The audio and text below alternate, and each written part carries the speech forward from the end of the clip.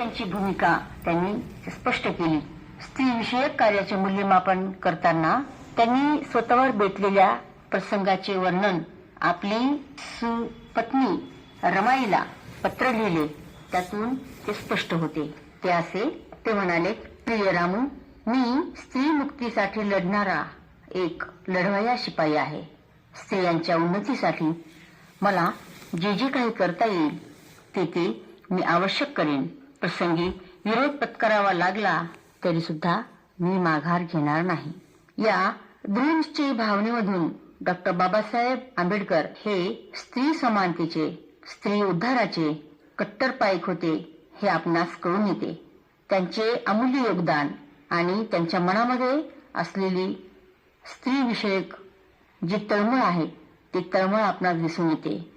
आणि ते कार्य म्हणजे खरंच न भूतो न भविष्यती असेच आहे. स्त्रियांविषयक विचार पाहता आणखीन वाखाणण्यासारख्या अनेक गोष्टी लक्षात येतात.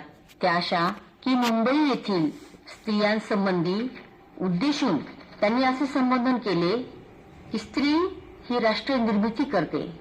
तिच्या कुशीतूनच राष्ट्राचा नागरिक जन्म घेतो आणि म्हणून स्त्रीला जागृत केल्याशिवाय राष्ट्राचा विकास हा असंभव आहे. त्यामुळे प्रत्येक स्त्रीला शिक्षित बनण्याचे